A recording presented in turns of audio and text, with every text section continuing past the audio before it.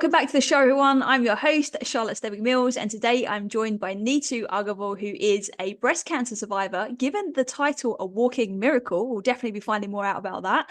And she's the founder of Enlightening Souls. She is a full-time healer, reader, counselor, motivational speaker, and spiritual teacher. And today we're going to be diving into the topic of loneliness. Welcome to the show, Neetu. It's so good to see you. Same here. Thank you so much. Thank you for the opportunity. Thank you. Thank you for giving us your time and your energy. I'm really, really looking forward to where this conversation can go because I think loneliness is such a hot topic right now. But before we jump into the topic, let's go on a little bit of a journey. What do we need to know about you that's brought you to where you are today, having this conversation about loneliness? Okay. So my journey hasn't been very easy. So I am an investment banker. And it took me, I think in 2018, I became a full-time spiritual teacher. Loneliness, the topic that really interested me, the thing is that I've always been a lonely child. So when it was put up, I was like, oh my God, this resonates so much because I've been searching, why people are so lonely and how we can come out of it. And when this topic came up, I was already looking for something. Basically, I use my therapies, I use my healing, I use my modalities that I have. So I always understood that the loneliness came from somewhere. Yeah. Either it's a childhood thing or is it coming from my past? Is it coming from my inner child? And is it coming from my belief? So, all this has already been going on since past 1 or 2 months. And I was telling myself, you really need to work on this and, find out why you are so lonely. Even when I have so many people around, still there was something that always missed in me.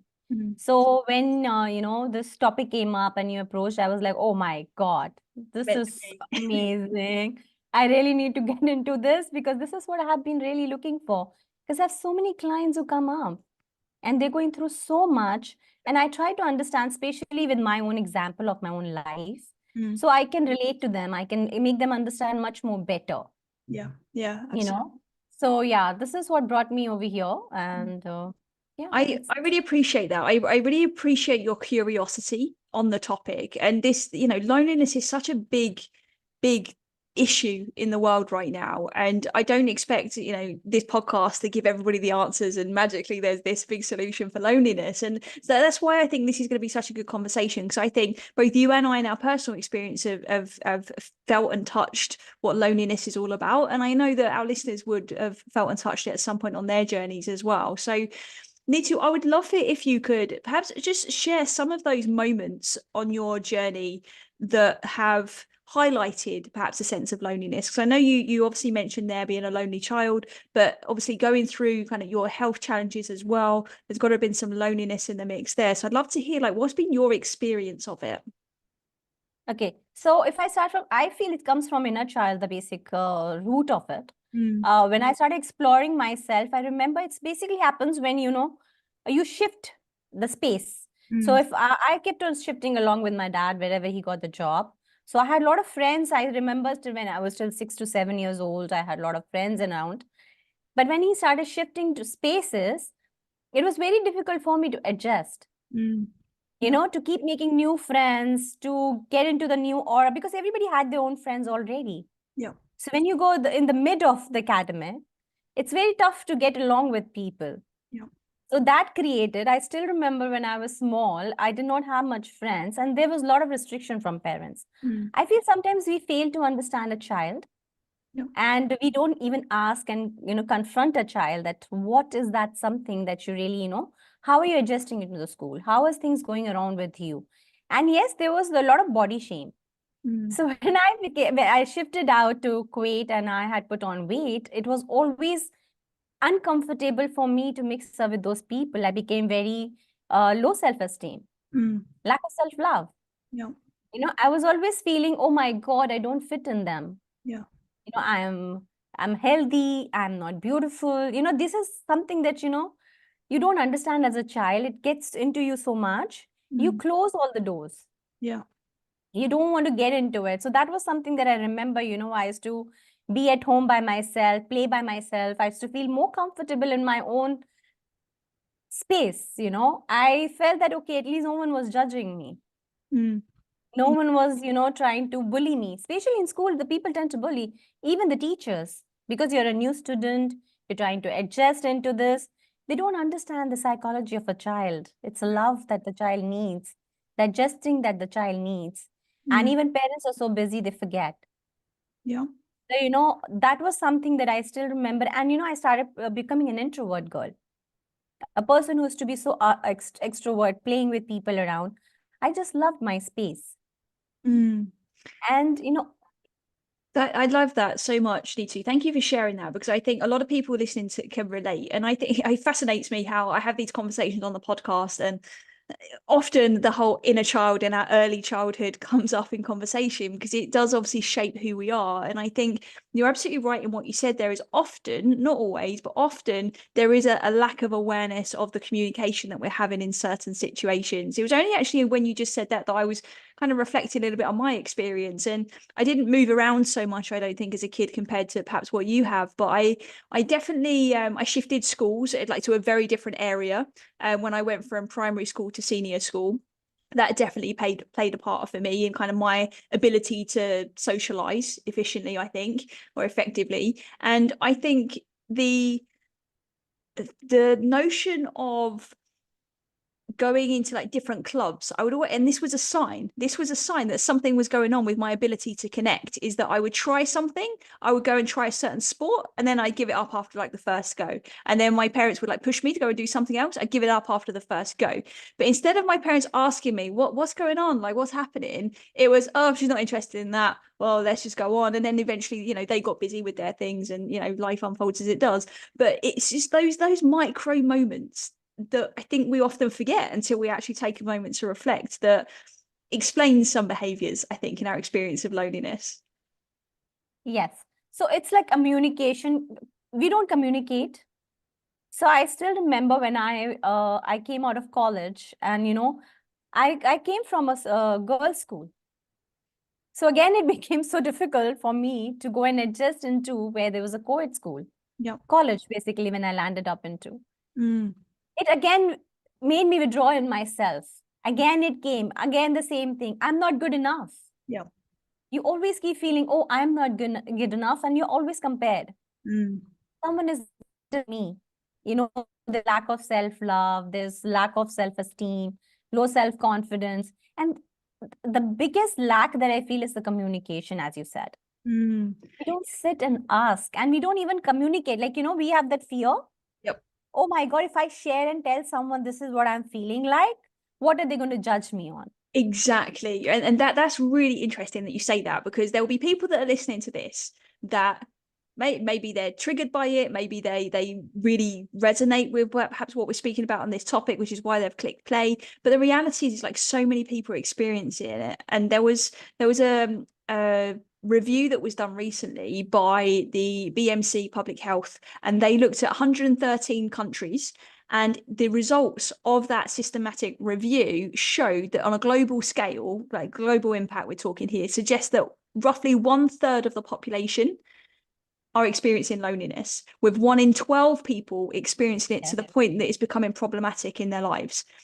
So it's safe to say that we're in a loneliness pandemic, I think. And I think the pandemic that we experienced, and I think we're having the after effects of now, I think have definitely contributed to that as well. So I think anybody listening to this that might be maybe feeling alone, it's important to know that actually, do you know what, we're all feeling it on some level, some way, shape or form, some more intense than others, but often it's a very universal experience. And I think there's a lot of shame perhaps that can come around feeling lonely. Like you said, we don't talk about it, we don't communicate about it. I don't reach out to my friends and say, hey, I'm feeling lonely. I wouldn't use that language. I might reach out to them and say, hey, how are you? Is very different, right? And I'm not then being as vulnerable as I could, which can create more separation and more loneliness. So it's just this fascinating like entanglement that I'm seeing unfolding before us. Yes, completely agreed. And you know what happens? People, they can't stay at home. They just don't want to be alone anymore. Mm. So they get into wrong relationships Mm. because they just want to be around people. I remember when I was working in Citibank, there was a colleague of mine, and he would love to have friends. So what do the people do? Because they don't want to be alone, they become people pleasing. Yep. They go out of their way just to adjust into that space or the aura or with the people around. They start picking up their stuff, and they would just do a favor, they would just keep doing things for people just because they don't want to be alone. Mm. And there's so much fear of being alone, and we get into depression. Yeah. And we don't even know that we are in depression. So The worst part is we don't even know that we are there. what is, I agree with that completely. I'm curious to know, like, what do you feel the difference is between being alone and being lonely? Okay. Oh, this is very beautiful. So I remember, I'll just give you an example because I usually go with examples. I remember when I had started my journey as a theta healer. And I didn't realize till then how lonely I was, because I was always trying to give my call. I didn't want to be alone on weekends. So I would always give my call to a friend, and then they would be busy. That would bring me, a low self, again, so less, self-sabotage. Yep. Oh, I'm like this, people don't want to be with me. So I remember when I started my journey as a theta healer, I started healing and releasing those fears that I had, or those blocks, that feelings, the limiting beliefs that we say that we have. I'm not good enough. Yep. Low self-confidence. I need to adjust to other people. I need to please them. I need to be there. I found out being lonely and alone is that when you're alone, you fall in love with yourself. You enjoy your own company. Yep. It doesn't matter whether someone gives you a call or not. You're Yep. just there on the couch and watching a movie and enjoying that time. Yep. You are in love with yourself. It's a very small space between both. It's just a change of little letters, but it is a drastic change as a person. It is, right? It's a different feeling. And I think we can get sometimes so hung up on what we think we should be doing that we, like you said, we externalize, we try and fill the gaps that perhaps are inside with outside things. Yeah, the people pleasing and stuff. But I really love what you said there, is like, is that feeling of just being okay when you're by yourself. Because it's very different to be at home on the sofa watching TV and there's that little voice in your head that is reeling off all those limiting beliefs about not being good enough. Why don't people hang out with me? Da da da da da. Right? It's about being by yourself without that narrative inducing these emotions from you, I think. And that's an extremely powerful place to be. That being said, I still don't think, even if we feel really good alone, I still believe we all need social connection as well. And I think sometimes we can go too far on the pendulum and we can be like, well, no, I'm good on my own. I don't necessarily need anyone. I'm not going to make too much effort, because I do enjoy my time. And then actually time passes and there's been perhaps less social connection. And now the relationships perhaps that we do have become a bit more distant, a little bit more separated, which can also help contribute to somebody that is feeling okay alone to shifting into that state of loneliness. Does that make sense? Yes, it does. Yeah. I agree with you, because it's just that once you start falling in love with you, but your love with yourself, I found that people start connecting to you automatically. So it's all to call about balance. I'm not saying that you just have to be alone and fall in love with yourself, but you need to attract the right crowd. The right people, the right connection. And the moment you're healing your inner child, or you say your limiting beliefs or your feelings, it automatically brings in the right people. It doesn't trigger you anymore. You don't get angry, you don't feel resentment, you don't get upset, and you don't get jealous. Oh, that person has so many friends and I don't. You start communicating more. Oh, this is how I'm feeling. And I accept the fact this is how I'm feeling. I start accepting myself, my feelings, my emotions. I'm sad. I am alone. I am feeling lonely. So what can I do about it? So it's all about a balance. It's not that you just have to shut yourself out from people. Yes, a human is a social, I think, social animal. We really need people around. It's very difficult to survive. But the right people is the call. People who accept you, people who don't judge you, people who are there with you, who love you, and you love yourself. So it's just all about balance. And that's a big part of the journey, isn't it, I guess, as well. So yes, we definitely do need the balance, but we have to almost sometimes go through that more intense periods of loneliness to be able to then recognize, okay, why am I not okay being alone? And then we start to fall in love with ourselves. And then it's like, okay, and now what does this look like when I am social? And then that's when it starts to just add more and more power really to our levels of fulfillment, I think, in life, isn't it? Yes, completely agreed. Because if you're not in that phase, you cannot understand how it feels like.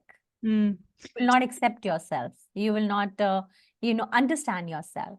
You will Exactly. not go deep inside yourself. You will not even look into your emotions. So people, they're so scared. There's so much fear within them. They Yep. don't even want to look at their emotions. Oh, Mm. this is what I'm feeling. This is what I am alone. I am feeling helpless. I'm feeling powerless. Or Yep. I'm being judged. I'm judging myself. They just don't want to. They ignore it. Yeah. But when you're alone, it really gives you self reflection. Yeah. I And once you start accepting that, yeah. the shift automatically happens. I love that you've said that, because I was going to dive into feelings, because I think feelings actually really contribute to the state of loneliness. I don't believe that loneliness is an emotion. I think it's a state that we find ourselves in, and I think it is fueled by some core emotions or some core states. And I think I've shared these with you prior to our call. Is like I genuinely believe that like components of loneliness include things like fear that you've mentioned, separation, and shame. And I think these are things that probably don't get talked about enough, because, like you just said, we don't want to sit with our emotions. They don't always feel good, and it can be quite scary to do that. But I think this is just from kind of my perspective and what I've kind of picked up over the years and what I think. And I'd love to hear your thoughts on this. But I think we start off in the world connected, right? Literally, we are connected to our mothers, and then immediately there's a sense of separation, right? We get separated from them, literally physically, through the umbilical cord. We experience that at such an early age that our whole energy shifts, and we're learning, how do we deal with the world now? So immediately there's a sense of fear that comes into place, because there's suddenly this big change.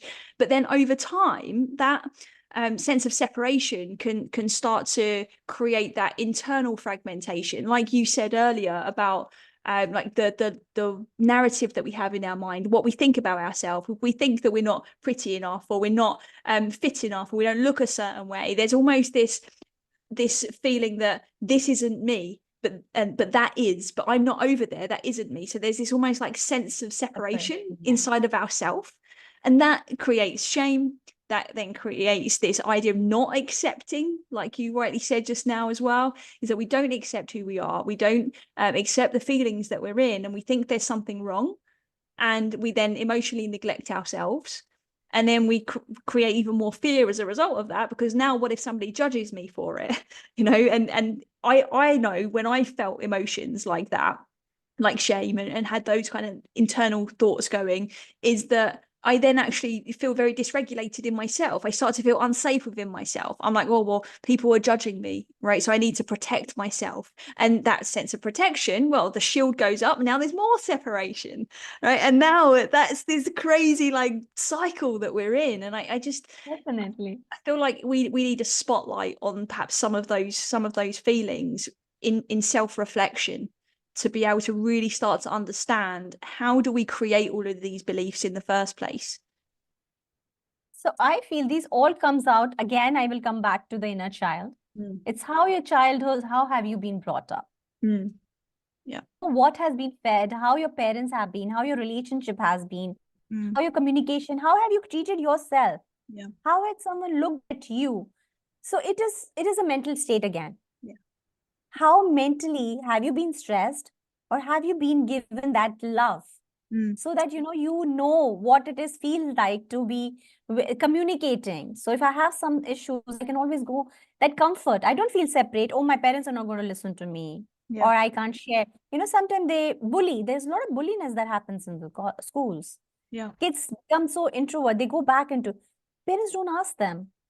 Yeah. So the kid gets so mentally disturbed, Mm. and ultimately they start locking themselves in the room, Yeah.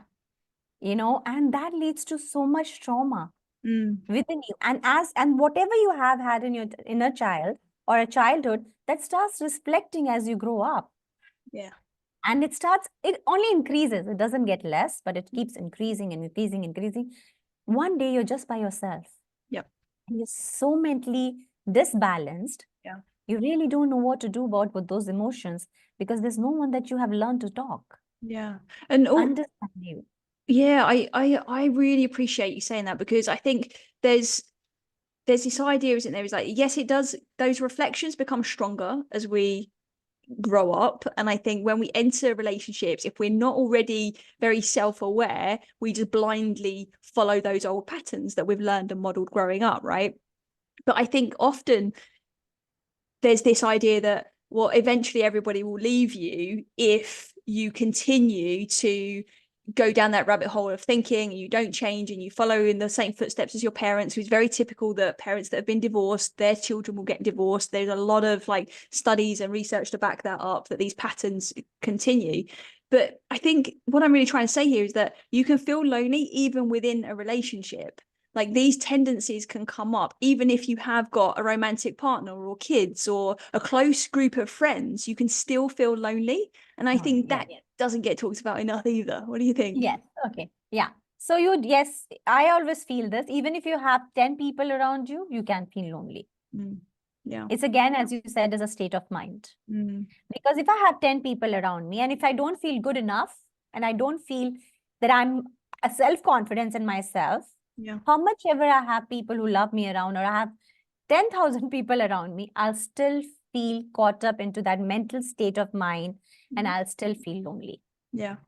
Because we're looking right through our own internal lenses, aren't we? We're looking through the glasses of our beliefs. And if we believe that we're not enough, or if we believe that this person is better because you're also judging them, right? It's Definitely. like we get again stuck in this loop. So I do want us to kind of dive into, okay, well, that's definitely like a big problem that a lot of people are experiencing in quite a severe way now in society. And there are some solutions to that.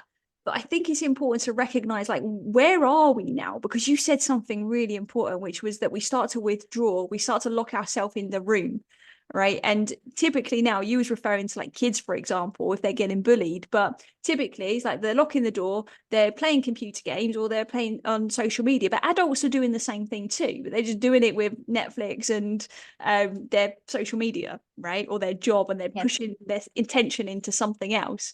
So I'd love to dive into, like, where do you think we are now with this really important topic of loneliness and the intensity that we're seeing in the world, and the use of technology? Is it helping us? Is it hindering us? What do you think's happening here? I feel from my personal experience, I feel it's not helping us so much.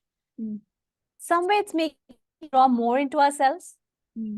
It gives you, I started talking to kids, who are college going students. And they would say the gadgets are their friends. Because there is so much, either they confuse or there's so much low self-confidence within themselves. They feel very comfortable being on the computer. They feel very, they being alone by themselves. They don't have to, no one's going to judge them. There's so much fear in them. They feel very comfortable with this, and this lack of communication that comes in again. They feel, so they say they feel that gadgets are the one that is going to fill up that space. That emptiness within them, the loneliness that they feel, the computer, the games that they play in, or the WhatsApp, they're chatting. They don't know the other person on the other side because the other person is not going to judge you. Or, whether you're watching a movie, you're just there in your introvert, your space. So no one is going to come over there and take that space. So they feel that, it is more safer, as you said. They feel more protected, they feel more safe, and they feel that this is much better space for me than to be out there into the world. Yeah, exactly. I hear that for sure. And it's interesting. We've seen recently, haven't we, like in the news, like there's people in Japan that are marrying their AI robots. And it's like, what world are we living in? Like, if somebody had told me that, if somebody told my grandparents that, bless their hearts, if they were still with us, they would not know what to do with that sentence. It would make no sense whatsoever. And I think it just goes to show like how quickly things are evolving as well. And I do think technology can sometimes be an outlet for people, and that they are unknowingly perhaps channeling their emotions through either what they post or what they share or the games that they play. Sometimes it's a numbing tool, sometimes I think it's an outlet, sometimes I think it's just pure distraction and just on autopilot. But I also think that it can be hugely powerful if we use it in the right way. Because like you said earlier, is we're not talking about it enough. You know, we're not shining the spotlight on it. We're not taking the shame away from loneliness when we kind of hide in our technology, but actually we could start to use it as a force for good, as a platform for good. And I think that we're seeing some good ways of doing that. Things like listening to podcasts. Hopefully this is of benefit to someone.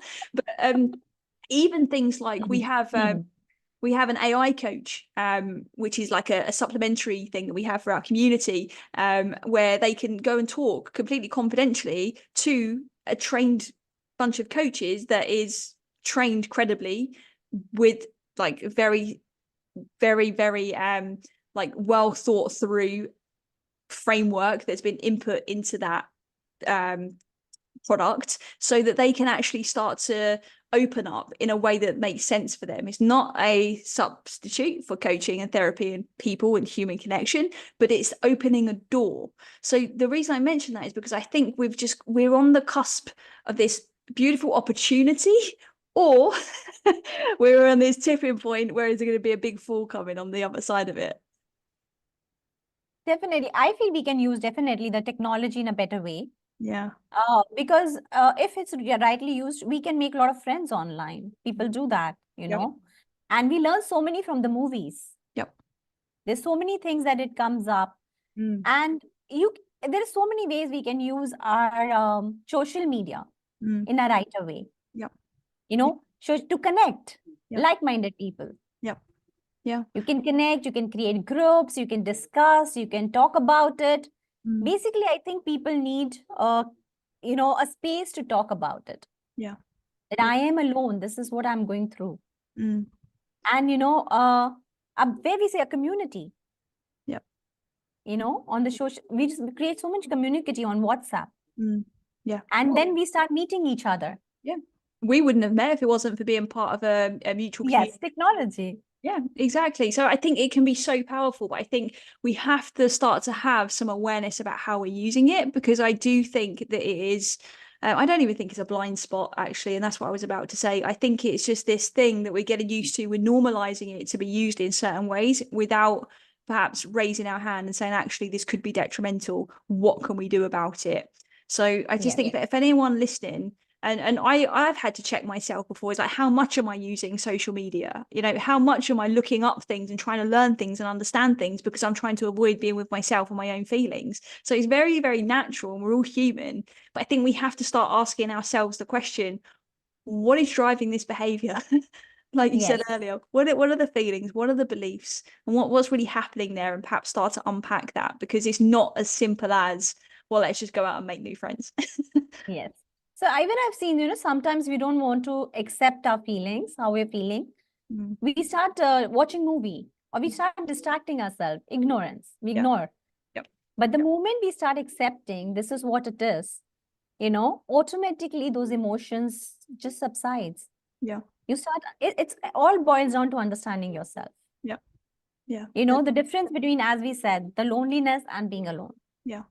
Am I feeling lonely, or am I feeling in love with myself and I am liking this space of my being alone? Like what people think. Prioritizing yourself.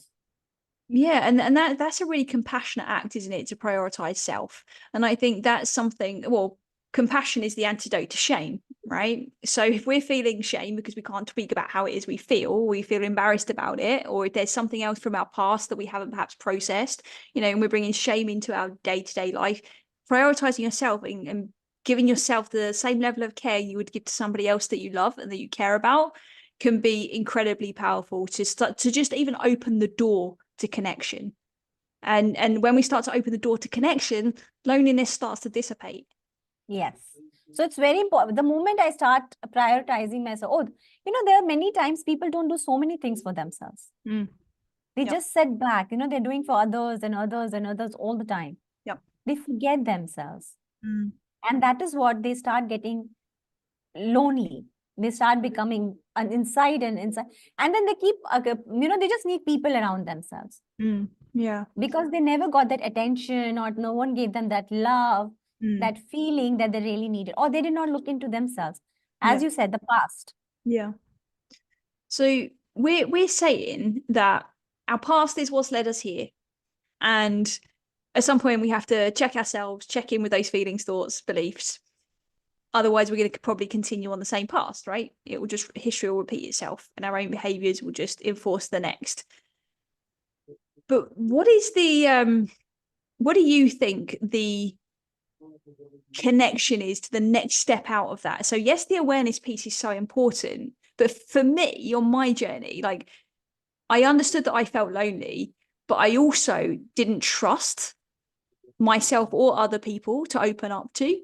I didn't have the capacity to perhaps be as vulnerable as what I needed to really create those meaningful connections. So I feel like there's some steps there that perhaps stop us from going from loving ourselves, right, to meeting and connecting with other people. Can you tell us more about that? Yes. So I feel for the loneliness to go away, my experience, once you start falling in love with yourself and accepting your beliefs and your emotions and talking about it, Yeah. communication, Yeah. and coming out of those belief system, and that especially people go through a lot, I'm not good enough. Yeah. Or comparing. We are always compared. Yep. She's like this, he's like that, she's much better, she's like that. Yep. So I feel once you start falling in love and make yourself to the priority, and you start understanding, I need to change, I need to be out of this, Yeah. I need to understand now what has happened previously and what I need to do right now for myself Yeah. to overcome it, and how I want to see myself in the future. Yeah. So the moment that shift that you bring within yourself and accept, yes, I'm sad. Yes, I'm going through a mental trauma. Yes, I'm overthinking. Yes, I'm stressed. Yeah. And you go into meditations, or you take anything, a therapy, or whatever you feel is right for you right now. We do it through healings, or we go into the inner child and we look into that, and we release those emotions, or you can say the mental status.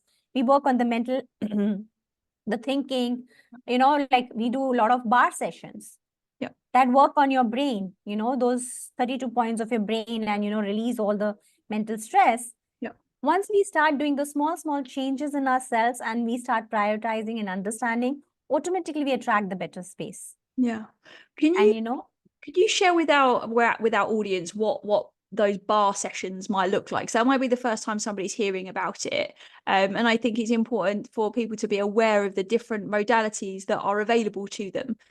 Because it's very common to hear about meditation, breath work, NLP. There is lots of very well-known forms of healing and looking at this stuff. But I think sometimes it's important to just elaborate that a little bit more if you could. Yeah, sure. So bar session is something that we work on your brain. Yep. They are for the overthinking that we have, the blocked emotions that we have, and to bring your healthy, good health in your life, to less stress, less anxiety. So what we do, it's a session, it's an hour session where we touch those points which are there in your brain, or it's only on over here. So we know where to touch. So each space, each point, we can say pressure point on a brain side, has something that we have caught up with. It can be an emotion, it can be past feelings, it can be, thought process that we have, or our conditionings that we can say. So as we are doing the session, that's getting released. So trust me, I've seen when I do that session for an hour, people who are having a thought which is like ongoing, the chattering of the mind, after 2 sessions, it just settles down. Like if you have 1,000 thoughts, it is just like 100. And it works so beautifully. I think it's really powerful, isn't it, when we can have those breakthroughs and those interventions with that kind of modality. Does somebody have to understand why they feel the way they do in order to release it? Because that's a common question, not necessarily in bar modality, but just in modalities in general. Because often, sometimes people feel a certain way, but they don't know why they feel that way. And maybe they don't want to, or are not ready to look behind the curtain at perhaps some of their past experiences. No, they don't need to. Yeah. They just need to accept and understand themselves. Yes, as long as you understand you're having a problem, and you want to solve it, that is more than enough. Perfect. I'm so happy that you said that, because we talk about these things on the podcast quite often, and it's sometimes I think, and I just picture myself before I started on this journey and understood any of this, I would have listened to this and thought, well, that sounds like a really scary thing to do. I don't want to do that. I don't want to look behind the curtain. Yes. I don't know what any of this means. And it's just like, absolutely no. But I think sometimes when we talk about like emotional release or accepting certain beliefs or changing beliefs, we think it's going to be really hard work. And yes, that, you know, to create lasting change, there does need to be some commitment to your healing, right? To your journey, because it doesn't just happen overnight. But it doesn't have to be painful. It doesn't have to be this horrible experience where you go and dig up all of your past trauma. And I think sometimes that having perhaps that misperception can prevent us from getting the help that we need. And that in itself creates more loneliness, more separation, because we Yes. never put our hand up and say, hey, I need some help. Yeah. I always feel once a person says that I need help, I think they're 90% done. Yeah. Yeah. It's always like, accepting, yes, I am in that state. Mm. And yes, I am going to stretch my hand ahead Yep. and get help from it. Mm. And trust me, after that, rest automatically falls in place. Yeah. I love that. I love that. Our clients often say to us, like, how did you know? Like at the start of coaching, like, how was you so sure that I was going to get this result? And they ask this much later. They're curious about it in the beginning, but much later, they're like, how did you know? And it's because it's exactly what you just said, because 90% of the work is you just showing up and saying, hey, there's something going on. I need some support. And I think that's just, it's so powerful, because you can almost like borrow somebody else's belief in you. And I think when you listen to conversations like this and you hear of like different ways of doing things, it can build that little bit more faith into what your options are. Yes, definitely. I feel it's always to do that one step. And Mm. a lot of people have so much fear again Yeah. to take that one step. Yeah. And that is, I think that is the biggest, I feel they're very courageous, those people who really accept and come forward. Yeah. And I think those are the people who make it. Mm. Yeah. And that goes against popular belief, isn't it? That if there's something wrong, that it's actually a weakness. It's not courageous at all to do that. It's actually like really cowardly to do that. I don't want to put my burden onto somebody else's plate. It's a very common one as well, isn't it? Yes. It's like they've got enough going on in their life. I don't want to ask them. And it's like, Yes. actually, Yeah. it takes so much more strength and so much more courage to just lead into it. And I know it's easy for us to say because we're almost like on the other side of the fence now, but at the same time, it's still sometimes hard. Even now, after all of the years I've been doing this work and the coaching that I do, sometimes it's still hard to ask for help. But we have to do it in order to be able to bring that sense of self-connection back, because we're always unlocking new things about ourselves, aren't we? Definitely. It's a journey again. Mm. And I feel asking for help, even people when you don't know, just ask. Yeah. What the worst can happen? Someone can say no. Mm. There'll be someone who will say yes to you. Yeah, So exactly. I feel people who really put forward and they come forward, they're the most courageous people who have understood themselves and they want to be out of this loneliness. Exactly. They want to be out of this state and they're no more fearless. They're fearless, basically. They're no more fearing it. Yeah. They don't feel separation. They want to start feeling that connection back. Yeah. They want to connect to everyone now. What is the role that you feel that authenticity plays in loneliness and our journey to connection? Can you elaborate that? I did not understand. Yeah, so I believe that authenticity plays a big role in our overall well-being. So I think if we believe that we can be truly authentic, typically it's easier to connect with others because we're just being real. So I'm curious to know from your side, like, do you think that authenticity plays a role in our journey from feeling loneliness to feeling connected? I feel it does, definitely. Because when you believe in something, that's how it's going to connect to someone else who believes into the same thing. Yeah. So when you're authentic, yeah. No, I was just going to say our brain, it likes what's familiar, right? So as well, if you see somebody that's just being truly themselves, there's something real about that. There's something familiar, even if they are different in the way they are being authentic. There's this synergy, right? There's this like almost like kindred spirit type of feeling when you meet. It's like a connection. Yeah. It's a mental connection, that you feel with someone else. That's how we bond, right? And when we bond, we feel it's like like-minded people. Yeah, exactly. So listen, I feel like we've covered an awful lot in a very short space of time here, but I would really love it for you to just perhaps share some like really practical tips that our listeners could maybe take from your personal experience, or some of the things you've done with your clients that you've worked with that could perhaps help them on their journey out of loneliness. First thing that I always advise when the clients come to me is that they need to self-love. Prioritize yourself.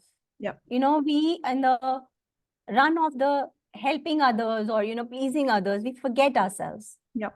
And we get so used to it. And after some times when those people start moving out, we start feeling alone. That's what creates loneliness. So I always suggest people first they should prioritize, because if you're in a good space, you can give a good space to someone else. It's like if my glass of self-love is full, I can give it to someone else and connect to the same people. One thing I always tell this to them. Second, I always tell them to accept their emotions. Ready to accept that I need help. That one step, that courage that there, and invest in yourself. It's amazing when you do something, that can change your life. And why not? Yeah, exactly. Why not? That's the question. Why? Yeah, why not? People think so much. I always tell my clients when they come to me, you do this, you're investing it. And what best can be if you're investing it on yourself? Which is going to make you a better version. So which is going to get you out of your trauma. So what does self-love look like to you? If you was going to break that down, because often if somebody is feeling lonely and there is an element of shame associated with it, it can be hard to lean into self-love, right? Because then typically, not always, but typically there are self-sabotaging behaviors that come up, and almost this idea that, well, I don't deserve that self-love. So what do you say to somebody that might be thinking that? Okay. So I make them do exercises when they're pushed to do them, and they start understanding, oh my God, I was missing this. So I have this program that I do where I make them do small things for themselves. Sometimes I tell a client to go and buy a flowers for themselves. There's so many people out there, they never do. So when they flowers for themselves, or hug themselves, or, create something for themselves, or look into the mirror and just say that you're so beautiful every day. I'm the best version. Talk to yourself. Two things really stand out there. What you said is, one, looking at yourself in the mirror. I think that's incredibly powerful, and people don't know the power of it because you're seeing yourself, you're looking yourself in the eye. And I mean, look at yourself in the mirror, and look yourself in the eye. Don't look at this bit of poor bad skin over here, or this bit of extra weight. No, it's like, look yourself in the eye and see yourself, see what's beyond what you see. Accepting yourself as you are. Exactly. That's incredibly powerful, because until you can see yourself, others will not see you for who you truly are, and that can obviously then create a bit of friction in connection as well. The second thing that you said there is create something for yourself. I believe that is actually gold, what you've just said, because I think when we start to lean into creativity, that unlocks a certain level of authenticity within us, and that, like we've just said, connects into these feelings of shame, fear, trust, vulnerability, and ultimately helps us to connect. So why do you think those activities that you give to your clients, why do you think they are so powerful, and how quickly do you see a change in them? Oh, I see a great change in them. They literally come and say they just fall in love. They start doing things for themselves, and people around them, their family members says, this changed so much. They go for coffee by themselves. Some people don't even go. They always need a company. And it's so powerful. They start accepting when they look into themselves in the mirror. They come and tell me, how beautiful I am, how lovely I am. And the moment the glass is full within, they start reflecting it outside. There's nothing called loneliness anymore. There's nothing called shame. There's nothing called fear. There's nothing called separation. You're one with yourself, and you're one with the universe. You're one with the people.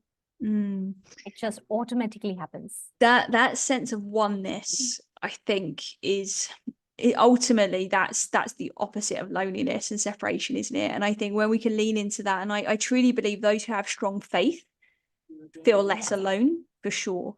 And I think everybody can have their own sense of faith, whatever that means to them, but I think that is underrated. And for a long time, for me, in my personal experience, I didn't have faith in anything bigger than what I saw right in front of me. Like, it just was, I didn't believe in anything, really. I always felt that there was something. I always have believed in this ripple effect, that I can just say this one thing, or I can just do something in the atmosphere and it could change something else, right? And I think, like, no matter how small it is, I think it's happening for a reason. But I never really connected that to anything else. I never really reflected on that.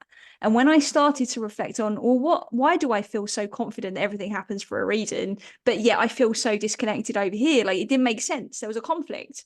So I had to, I guess, to explore that and think about, well, it was connection. It was literally connection was the thing that was missing. Like, why is this happening? And what do I believe in now? And I think when we start to believe in something that is beyond us, we start to actually see how things are connected even more deeply than what we would have before. Does that make sense? Yes, definitely it makes sense. And that's the truth. I feel once you start, and for me, I feel very strongly, once you start believing in yourself, everything shifts. Yeah. Once you start trusting in yourself. And I always tell this one thing to my clients: if you have fear about something, then jump into it the first. Just do it. Yeah. What worst can happen? Yeah, obviously you're not talking about like danger, right? You're talking about unwarranted. No, not that. It's just to clarify for our listeners, just the No. like I mean, when people have this, the fear of standing for themselves, or voicing out, Yeah. Once you start, practicing, once you start getting out of it, of those fears, you will feel very confident. Yeah. Yeah, and I think I agree with that completely, because we have this tendency, don't we, when we do feel fear, like particularly unwarranted fear, we try to control it or we run from it, right? It's our typical behaviors. Yes, we've got fight, fleas off, right? But we really typically in our behaviors, we see that sense of withdrawal or control. But when we start to accept that actually this is all happening, like it's all unfolding because actually there isn't separation, then there's nothing to avoid anymore. You can't avoid something that's connected. Yes. Right. And you can't control something that is already connected and is bigger than us. Right. So it doesn't make any sense. Yes, it does. And it's such a beautiful feeling. Yeah. When you're connected, especially I feel that very strongly when you're connected with the universe. And once that kicks in and that feeling kicks in, that you're sync with the universe. Yeah. And you're just not connected with few people, you're connected with everyone around. Exactly. The connection just happens. I think it's an interesting tangent that we've come on here with this conversation, because I think this is also something that could actually be really helpful for somebody listening that might be struggling to connect with people. Because there's definitely some deeper work there, like we've said, about the emotions and why are we feeling the way that we are, but we can still almost take those smaller steps and connect with the other things, like an animal and like the plant. Look at just and go and study the human body and see how it's also connected and how that's mirrored in nature. Do you know what I mean? So if suddenly connected, going from real loneliness, like deep, sad, hard, dark loneliness, to going to connect with people, is a huge jump. Yes, so just definitely. I guess start where you feel is most natural, I guess, is what I want to say to our listeners, because you can find connection in any little thing. Yes. So for example, I tell people to go out and connect into the nature. They can hug the tree. You can release so much. You can talk to plants. It's a connection again. Yeah. Sometimes you can just run with the waves. It's again healing you. It's again getting you connected to the water, to the earth, to the air. And when you're hugging the tree, it's the most beautiful exercise that you can do. It makes you feel so much, your heart chakra opens up. Letting go of yourself, and the nature heals you so beautifully. It's like connecting. You feel you're connected with the universe. You're connected with the universe. You are connected with the deeper self of yours. Yeah. And that loneliness just vanishes in that one moment. Exactly. It's a most beautiful thing that you can do. Go in an early morning, hug a tree, and just be there. Tell everything that you want that you haven't told anyone. Yeah. Your fears, your darkest secrets. It is just there to listen.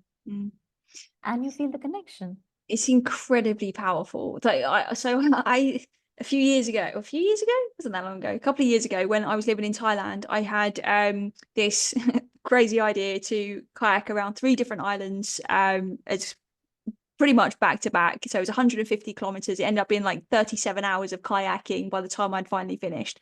And big part of that challenge was the training for it, right? And at the time, I was going through just, natural changes. I was really just like looking more deeply into myself. I was exploring parts of myself that I probably hadn't explored before. I was like working on some deeper healing that I hadn't looked at before. And there was this like almost like symbol, and it was really interesting because it was a good friend of mine that was almost like working through this stuff with me, and she was like a really good support system for me. And she's got this thing about butterflies, and every time I walked along the beach, or every time I was out in my kayak training for this challenge, I would either see a shell that was the shape of a butterfly, or I would see butterflies around me. And like I knew, like, because when I was seeing it as well, something was going on in my mind or in my heart or in my body, and I was feeling something, and then I would see it, and I would see that as this beautiful affirmation that just this is the right path. So it's like whenever I see a butterfly or something that resembles a butterfly now, I'm very much just like reminded this is all how it's supposed to be, and this is it. Like this is how it's all connected, because how can that possibly happen if it's not all connected? And there might Definitely, be I agree with you. Universe is always connecting to you.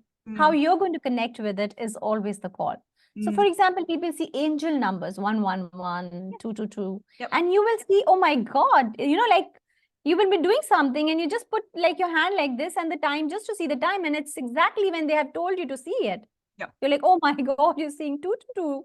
So, exactly, it's always that how you are going to connect with the universe. yeah, Again, I always tell people the moment you take that one step, that you are in that space of loneliness or any other thing, mm, everything falls in place. The universe will work for you. The things will automatically come to you. You will sync with it. yep, You'll attract things for yourself. yep, So it's just that it's very simple. mm. Just connect to yourself and accept. Yeah. I mean, if we're going down this route, aren't we? It's very much like we don't even need to try. Like we just need to get out of our own way. Yes. That's really it, isn't it? Yeah, it's very simple. It's a very simple step. Mm, And and your stress lows down. There's so many things, because the loneliness takes the most toll is on the health. yep, It's the mental health. It brings a lot of things, people go through. The major issues comes in. yep, The body goes through a lot.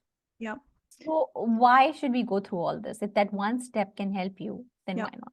Exactly. And I think it was Gabor Mate has done a lot of work on this as well, around the depths of loneliness and how that impacts our health, particularly from trauma. But it's Yes. something that's really fascinating to listen to. So if there's somebody listening to this episode that is feeling like there's something more going on here, and they're struggling to perhaps do some of the things that we've mentioned in this episode, start to learn about it all, start to understand it, and go down the route intellectually if you need to get you on the path, because I think that can sometimes be a useful tool, just to build that sense of trust within yourself that actually this isn't so scary, and it is okay to look at some of Yeah. those emotions, look at some of those beliefs, and then be able to take those steps forwards. Yes. Neetu, is there anything that you want to add to the conversation around loneliness that we haven't covered already? Okay. I would just like to tell those listeners out there, I have been there. Mm, So I know it's not easy. yeah, There's so many times that we are so alone. There's so much loneliness that catches up, yeah, and we're always trying to fill it up, yeah, or ignoring it. And that is what leads us to the mental health goes for a toss. yeah, Definitely we go into depression. And then many times we don't even know we are in depression. yeah, We feel going out, grooming ourselves, or that is to bring us self out of that loneliness, calling friends for going out, or, grooming ourselves or doing other things, that mm, is going to get us out.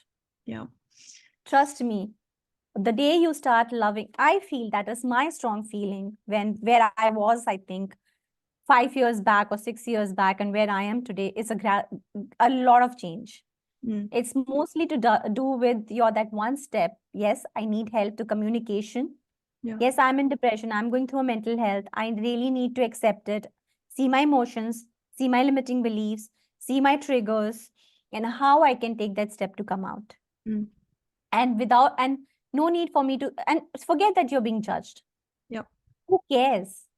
Yep. Just who cares? I need to be out of it. That should be your call. It doesn't matter what people think. Yeah. I am going to do it for myself. Yeah. People are always going to think what they think, regardless of what you do or don't do. You know, that you can do everything right and you can do everything wrong, and you're going to be judged either way. So like you just got to do you, right? So yes, and invest on yourself. Yeah. Whatever it takes to get you out, do invest on yourself. It's you. Yeah. You should be your priority. Yeah. 100%. Because if you're in a good state of mind and you're in a good state of good health, you can always help others. Yeah. You can guide them. You know, it's like putting a mask on yourself first when you're in the flight. Yeah. And then you can put it on someone else. Yeah, exactly. Neetu, thank you so much for what you shared today in today's conversation. Where can our listeners come and find you if they want to continue to follow the work that you do? They can follow me on Facebook. I'm there on social media, on even on Insta. Yep. And they can always WhatsApp me or give me a call. Okay, amazing. So we'll put all of your details in the show notes, so it's nice and easy to find for our listeners. But thank you so much for being here. Thank you so much for the opportunity. Thank you so much. If you enjoyed this episode and you haven't done so already, hit that subscribe button so you never miss an episode. Then share it with a friend who you think might benefit. Spread the word. That's how we're going to impact the world, by helping each other. We appreciate you so much, and as always, unconditional love and wellness to you.